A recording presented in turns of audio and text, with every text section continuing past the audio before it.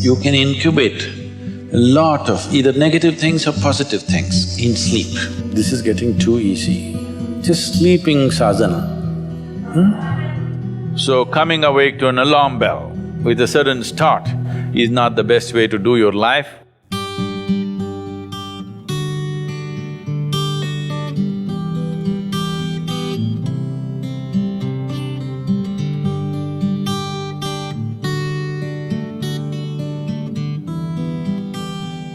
How many of you find that one day morning when you get up without any reason, you're just feeling ugly for no reason? If it is happening even at least 2-3 times a year, if it is, then you must do certain things before you go to bed. It's very, very important.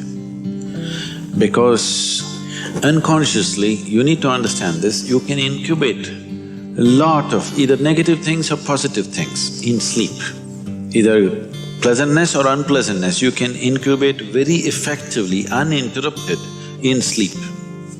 You can also incubate it in the day, but there are so many interruptions, it doesn't happen very efficiently. But if you have a tendency to go to bed in a certain way and you wake up in the morning really nasty for simply no reason, that means you're incubating things in the night very efficiently. Bad eggs. This is not just about psychological disturbances, it can cause major physiological problems over a period of time. It's important that you eliminate these things from your life.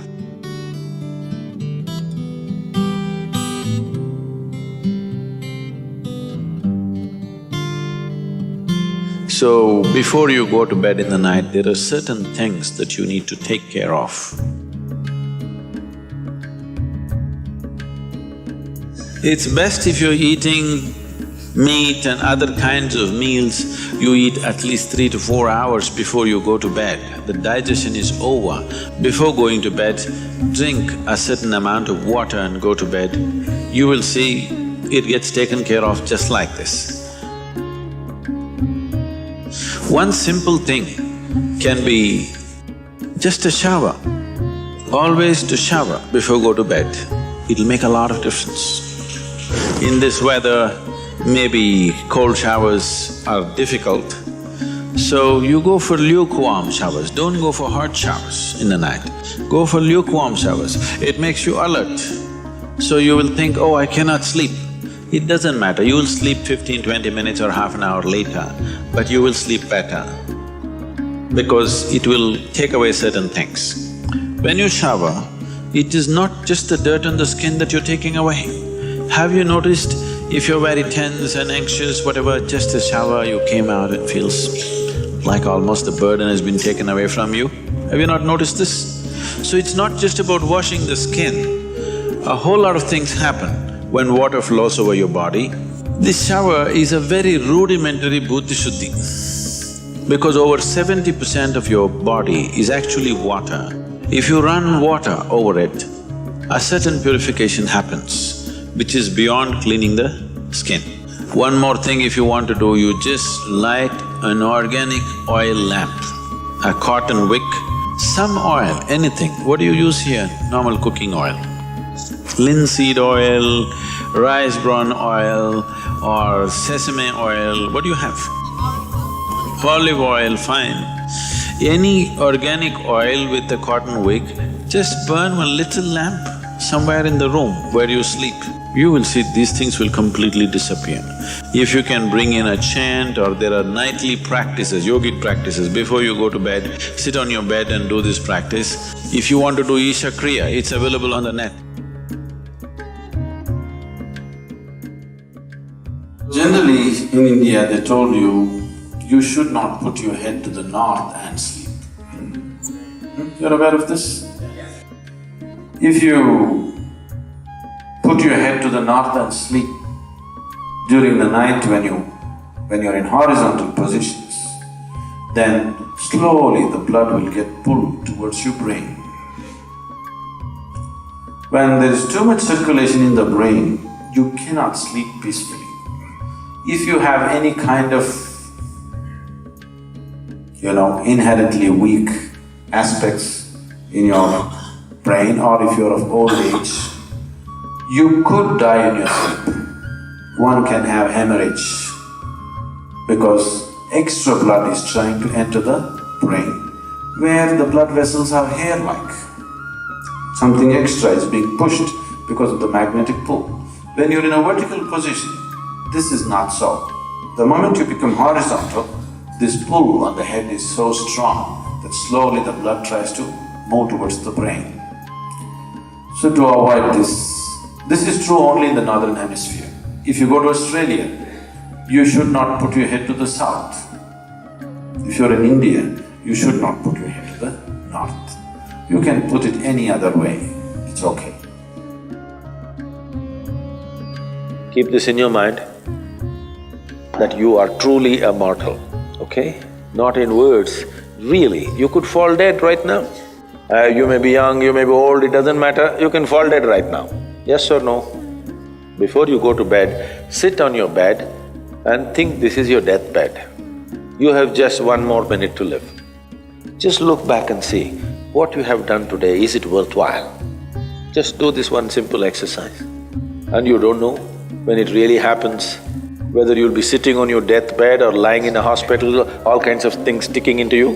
Who knows how it'll happen, but enjoy this every day, that you will sit on your deathbed, look back and see, today, the way I've handled these 24 hours, is it worthwhile? Because now I'm dying. If you do this, you will live a worthwhile life, believe me. So every day in the night, all of you should do this before you go to bed.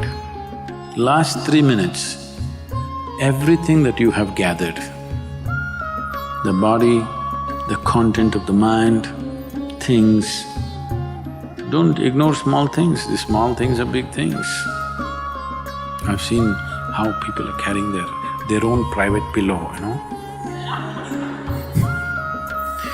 because it's very important. So, your pillow, your footwear, if you have relationships, everything that you have gathered, keep it aside, sleep. If you sleep in that condition, you will wake up with much more light, with much more energy, with much more possibilities than you have imagined possible. Just sleep as life, not as a man, not as a woman, not as this and that. Keep everything down, simply. See, this is getting too easy. Just sleeping sadhana. At least this you must do.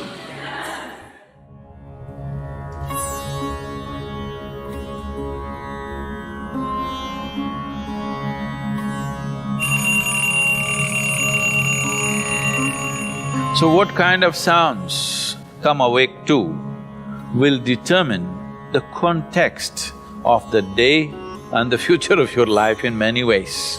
So coming awake to an alarm bell with a sudden start is not the best way to do your life. It is best that if you need a certain amount of sleep, if your body right now, because of the kind of food that you consume and the kind of thoughts and emotions that you process within yourself, accordingly you may… and the level of vibrance that you have managed within your body will determine how much sleep you need. Let us say you need let's say you need 8 or 12 hours of sleep. I was saying the wrong number Whatever amount of sleep you need, you know how much you need. So you go to bed early enough so that you come awake naturally. If you're coming awake naturally, and suppose you have a doubt whether you will come awake or not, if you have a certain chant, if you've identified one of the Vairagya chants, you can use it.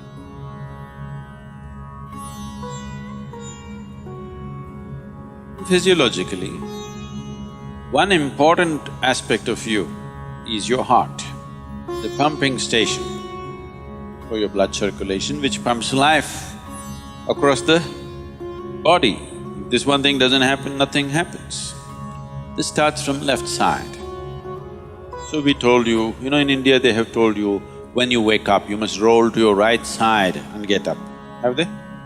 Left side, if you roll and get up, bad things will happen to you. Did they tell you? Bad things are not about that. When you're in a certain state of relaxation, when the body is in a relaxation, the metabolic activity is low. When you get up, there is a certain surge of activity. That's why they told you in India, see, all these things are built into your life which you're throwing away. The whole science of living has been built into your life. They told you in the morning before you wake up, you must rub your hands together and see like this, huh? Not see like this, you must place it upon your eyes. You do this, you will see God. It's not about seeing God. If you rub these two things together, all the nerve endings, there's a heavy concentration of nerve endings in your hands. If you do this, the system comes awake immediately. You're feeling asleep, you're feeling sleepy, just do this and see. Everything comes awake. So morning before you move your body, you get it awake first and then place it upon your eyes. Instantly a whole range of nerves connected with your eyes and the other aspect of your senses come awake. Before you move your body and your brain should be active. You shouldn't get up dumb, that's the idea. Understand? So you do that and then roll over to your right and get up. Today, if all of us go to bed, by tomorrow morning, nearly 250,000 people won't wake up. Natural death in the world. Suppose you wake up tomorrow, you guaranteed? Have you come with a guarantee card? No guarantee card. So suppose you wake up, let's say. Just do this much, I'm telling you, this is a simple first step to your spiritual process. Tomorrow morning, when you come awake, check, you really awake or you dead? If you're awake, it needs at least a little celebration. You don't have to get up and dance, at least you can smile, still on. 250,000 people died. They were like you and me, poof, they went off, isn't it? Wherever you look, they're not there. Here I am still, alive. One big smile, will you? I'm talking management, you know? Then if 250,000 people died, at least 3 to 5 million people lost somebody who's dear to them. You check those 3, 4, 5 people who matter to you, all of them alive today. One more big smile, hello? Will you or not? Alive. If suppose right now, we put a gun to your head, will you think it's a relief? No. You'll be terrorized, isn't it? So that's how precious it is to be alive, isn't it so? That's how precious it is for you to be alive. So tomorrow morning, 250,000 people died overnight, but you're still alive. Does it not at least deserve a big smile, I'm asking you? And all the people who matter to you are all alive today. One more big smile?